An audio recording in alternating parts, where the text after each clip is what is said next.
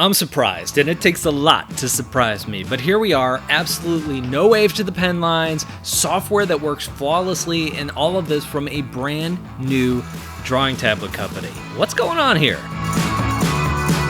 Hey, it's me, Brad. I try to cover as many graphics tablets and pen displays as I can here on this channel, but it seems like new companies are popping up all the time to compete with Wacom by offering like a stripped down product for a fraction of the price. You've got Parblo, Artisol, Gawamon, Bosto. That's just naming a few. When I've tried a lot of those products, I tend to come away, underwhelmed. Because of that, I almost passed on Xencelabs' first graphics tablet, but then I saw that their pen tablet was not cheap, had some extra bells and whistles, and it's wireless.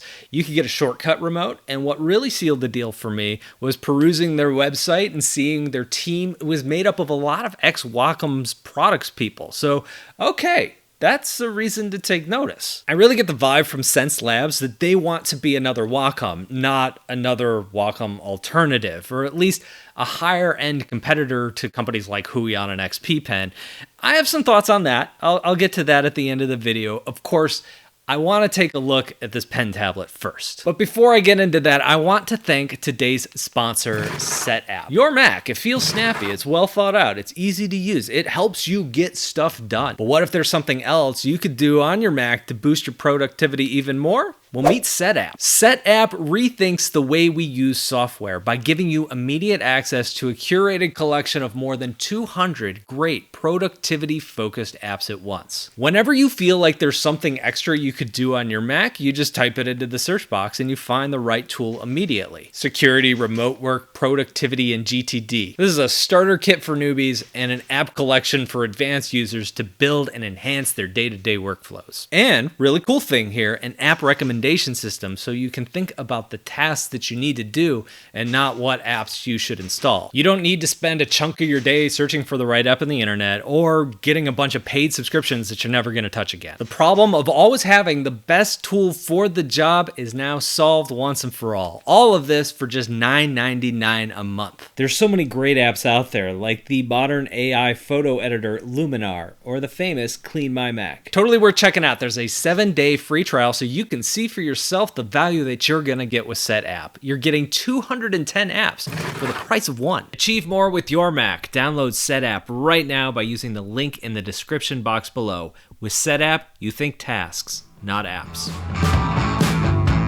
What comes in the box? Well, on top we have the graphics tablet. If you've never used something like this before, it does take a little getting used to. You set it in front of your screen and you draw on it, and those lines and shapes that you draw appear on the screen in front of you. Size-wise, this is a little bit bigger than my 13-inch MacBook. This is a good size drawing tablet. Sometimes if they get too small, it could be a little bit cramped. If they're too big, it takes up too much room. I think this is the perfect size. It also comes with its own carrying sleeve/pouch thing. The lining is crazy soft, and the pouch is a great way to keep one of your feet warm when you're drawing. The tablet plugs into your computer and comes with a USB-C to USB-A cable. If you have a USB-C port on your computer like I do, they also include an adapter. This pen case is really nice, like really nice. It has all of the stuff you need. 2 pens. One is a slim pen, and one is your kind of standard thicker pen that you're used to see coming with these graphics tablets. I love that both of them are included here. Wacom sells an extra slim pen,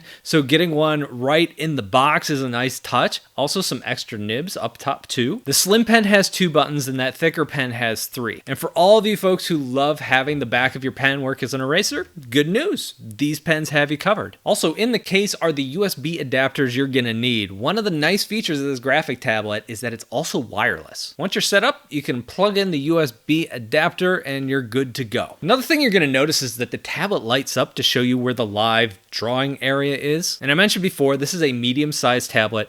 Right now, it's the only size tablet that they're selling. It's comparable to the Wacom Intuos Medium. The build quality is really nice. You have these rubber pads along the bottom. That's going to keep it from sliding around your desk. You've got this nice slope to the bottom as well, so you don't have a ridge that your wrist is going to hit while you're using it. Overall, it just felt like they're thinking through a lot of these little design elements. There's also 3 shortcut keys along the top. I don't think that's the best placement for them necessarily. It works. If they were along the side, you could just rest your hand on it while you were working instead of reaching up and over. All right, let's get to drawing. The pens both have 8,192 levels of pressure sensitivity and 60 degrees of tilt. These are also both battery-free EMR pens. My general feeling on the pen is that it's really good, like Wacom good. Here, let me show you. There's one test that I do when I'm using a new pen that literally only Wacom can pass, and that is the straight angled line test. Huion's gotten better, XP pen's gotten better, but there's still some wave to the pen. Here, none, zip, zero, nada. You set a ruler down, you draw across that ruler, and you get this crazy, smooth, accurate line. I am very impressed. How do we get this tech into some Windows laptops? Everything else it does really well too. Fast lines taper well with no goofy shoestringing effect or anything. It's not dropping lines if you're drawing really quickly. It holds pressure well, especially around curves, even doing smaller objects. It doesn't blow out anywhere along that pressure curve. It just feels good to use. Also worth pointing out is the initial activation on the pen. That's how hard you have to press to make a line appear is really light. Most other tablets have really improved this over the last couple years, but still, I was impressed by how light it is. You could just drag it ever so lightly, and you're going to get a very ever so slight line. The other thing I want to talk about here are drivers. Now, this is something I usually don't care much about, and I know from the comment section, y'all don't really care much about it, but it's worth pointing out here. I really appreciate companies that take the time to design a good experience. Now, yes, these drivers look good, but I think they've thought through the user experience of how you set everything up really well. You can select a pen, and then it gives you all of the options you could do for customizing that pen, or you select the tablet itself and it gives you all the options for customizing that tablet. This isn't doing anything revolutionary that other manufacturers haven't done before. It's just how easy it is to set up and how little fiddling you have to do is what really impressed me. There's some other little touches worth mentioning here. For example, you can adjust the colors of the lights on the tablet. You can even set it up to have a different color based on what program you're using. So you could just glance at your tablet and know, oops, I have my focus on Illustrator, not Photoshop. There's also an optional shortcut remote that can be programmed here as well. You can even go in here and adjust the pressure sensitivity for each pen separately. That's actually kind of a cool use case I had never considered before. What if you want one pen that has like a heavier feel than the other pen? You don't have to go into the settings. You just grab that second pen or just even pop another like feeling nib in there and you have a totally different drawing experience. That's pretty cool. And all of these elements, the graphics tablets, the two pens, the shortcut remote, it all feels like it's part of the same ecosystem, not some feature that's been duct taped onto the side. What is the future? I am really intrigued by Xencelabs. I've always thought there was a place between Wacom and brands like Huion and XP Pen. Wacom is just like so expensive. They're high-end lines. They throw every feature they can in their Bluetooth, 4K, etched glass, touch-enabled waffle-making capabilities. And all the other brands don't, so those brands end up selling for a fraction of the cost, but you're getting a fraction of the experience. The one thing with this is the graphics tablet, and I don't think this necessarily shows off those quality differences between like the high end and the low end. They're just not as noticeable as they are on something like a pen display.